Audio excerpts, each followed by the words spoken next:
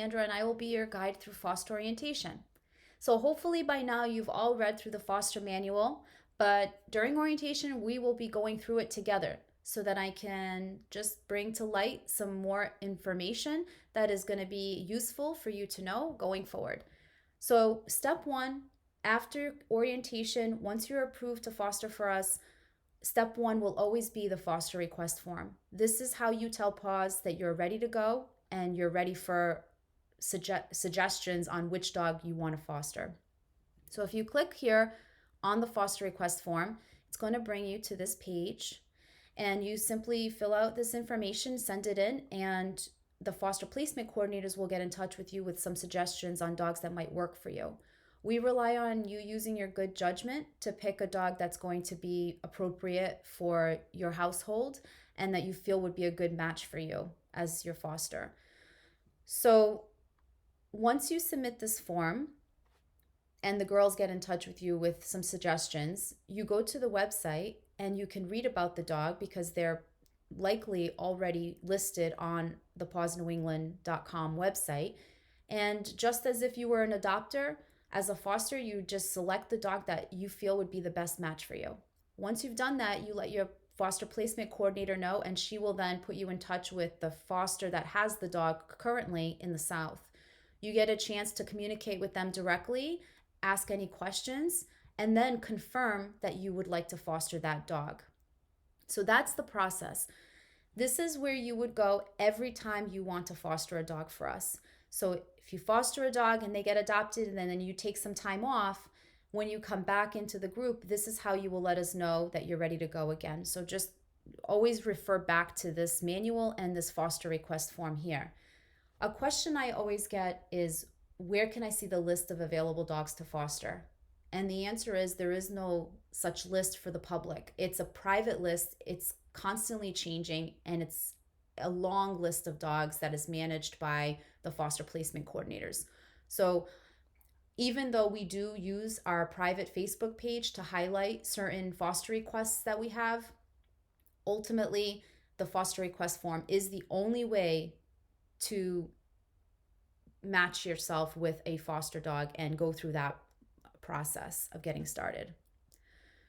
The second form is the transport request form. When you can, we would love for you to be able to drive your foster to events or a vet appointment, for instance, or get them from their pickup site. But in the event that you can't accommodate that and you can't drive them, we have a team of volunteers that is there to assist you. So when you fill out this transport request form, it's just triggering someone to contact you to help you with transportation. We also have two private Facebook pages. The first one is the Foster Families Facebook page. If you provide me with the email that is associated with your Facebook login, I can send you the invitation to this page and add you. This is for active fosters only. So if you go a long period of time without fostering, in anywhere from 2 to 4 months without fostering, you may get taken off the page, but you can always be invited back on when you're ready to foster again. This is a great page to check at least every 48 hours.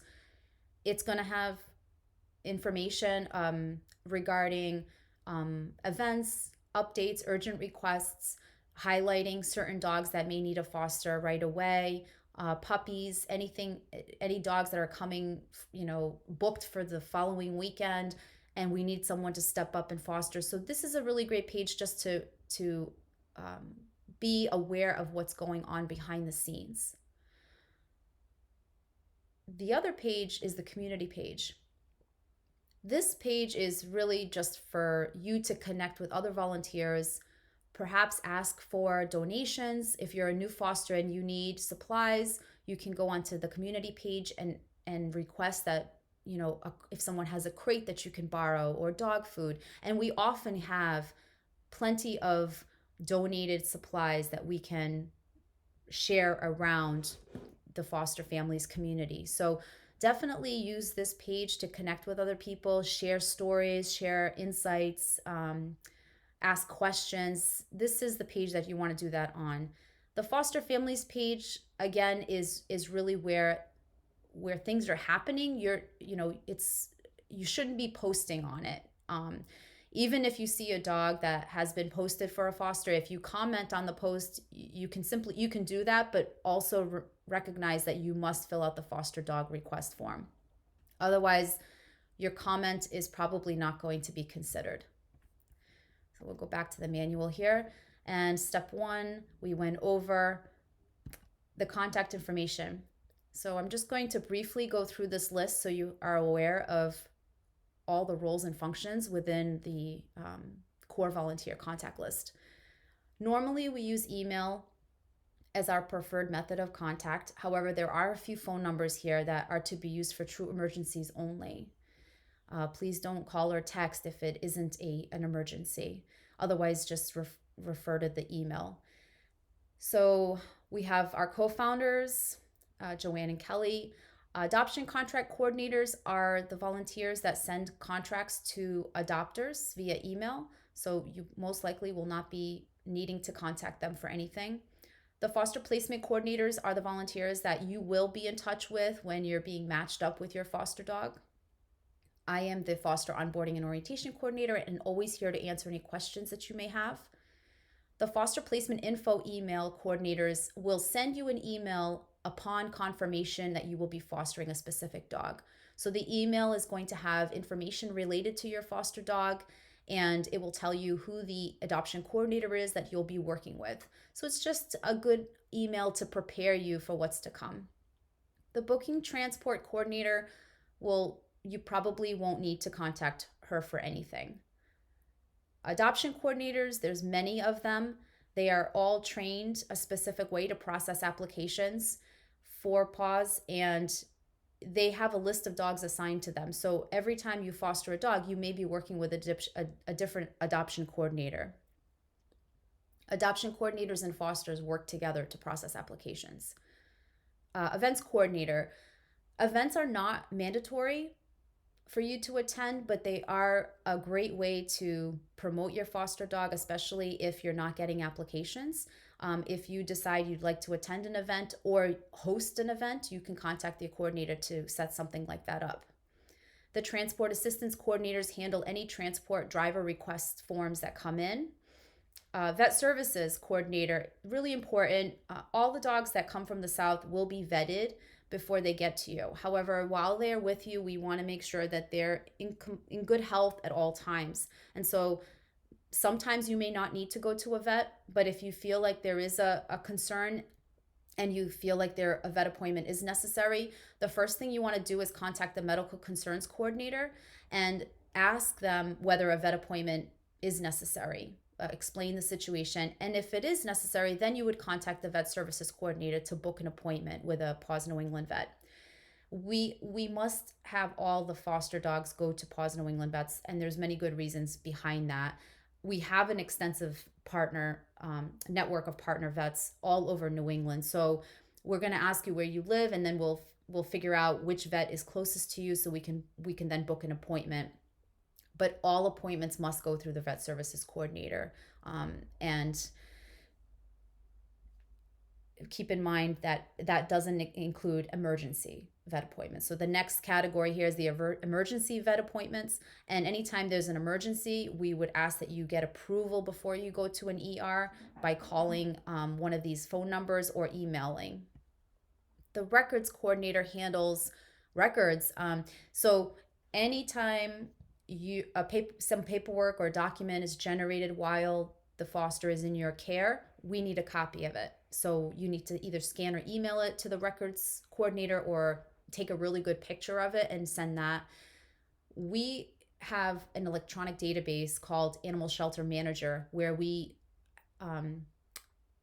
organize all our dogs in there, our fosters, our adoption coordinators, all our adopters are in there. So this is a very extensive electronic database.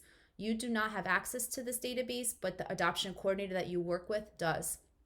All the dogs' original documents are uploaded to this database. And so the original documents that arrive with your foster dog, you want to make sure that you always keep those documents in a safe place, because eventually they're going to be going to the adopter with the dog. But we have copies of all those. Anything new that's generated, we don't have copies of unless you provide it to us. Submitted contracts, donations coordinator. So there we're pretty strict about no dog goes home to an adopter without a signed contract and a paid donation. And so this coordinator, her job is to ensure that those requirements are met and that she lets you know that they're met so that you can then release custody of the dog. Marketing and social media. A great way to promote your dog to get an adoption is through social media. Highlighting them on Facebook or Instagram with a really great photo or video really does work. A lot of times it will generate applications. So part of your job as a foster is promoting them, is trying to find them a home, is really actively involved in that process. So you would contact this coordinator for as frequently as you'd like to have your dog highlighted. Dog profile coordinator handles getting the dog's pet finder profile uploaded to Pet Finder or Adopt a Pet and the website. So the dog likely will already be on our website with a profile. When they come to you, we recommend that you update the profile, you write a new bio or revise the one that's currently written, and you take some really good photos, maybe some videos, and send it to the dog profile coordinator. We ask that you at least update the bio every 30 days so it's fresh and new, and that will also assist in generating more interest and more applications for you to consider. The microchips coordinator handles the microchips. Anything related to microchips, you would contact her. Every single dog at Paws is microchipped. Collars and ID tags. Every dog coming from the South will most likely come with a collar and ID tag. It's necessary that every dog has an ID tag and collar. So if your dog for some reason doesn't come with one, then you have to contact that coordinator right away. And she also handles monthly preventatives. So as soon as you are confirmed to receive your foster dog and you know which dog you're going to be getting, you want to contact the monthly preventatives coordinator, let her know what your address is and the weight of the dog, and then she can send you heartworm and flea and tick preventative. All of our foster dogs must be on heartworm preventative and flea and tick preventative 12 months out of the year, every month. So you have to remember to give them that preventative on a schedule every month and record that schedule so that you can pass that along to an adopter. The behavior team is here to help with any behavioral issues. Every dog is unique, and though we do evaluations and we strive to rescue dogs that we know are adoptable, every single dog is going to have their own personality and their own traits, and some of them may require some behavioral training and assistance. So if you're having trouble with your foster, anything behavior related, talk to your adoption coordinator, and then she can get the behavior team to help you. And this behavior team will also help an adopter. For instance, if the dog goes to an adoptive home and is having trouble there, we'll reach out to them as well. So it's just a really supportive way to ensure that the dog is set up to succeed in their foster home and their adoptive home. Missing dogs. If the dog is lost or stolen, please call these coordinators right away, depending on the state that the dog was lost or stolen in. We need to know right away, and please don't feel like you can't contact us because we're going to be upset. Sometimes dogs get away from us and we realize that, and there's a lot of different scenarios that can happen, and it's just unrealistic to assume that this is never going to happen. It could happen to anyone. And so we just want you to know that we're here. We're going to be guiding you step by step on what's the best way to retrieve that dog as quickly as possible. You probably won't need to contact the matchmaker coordinator. She handles helping potential applicants with matching them up with dogs that we have. And the animal shelter manager tech support, you most likely won't be contacting either. So she handles our electronic database. All right.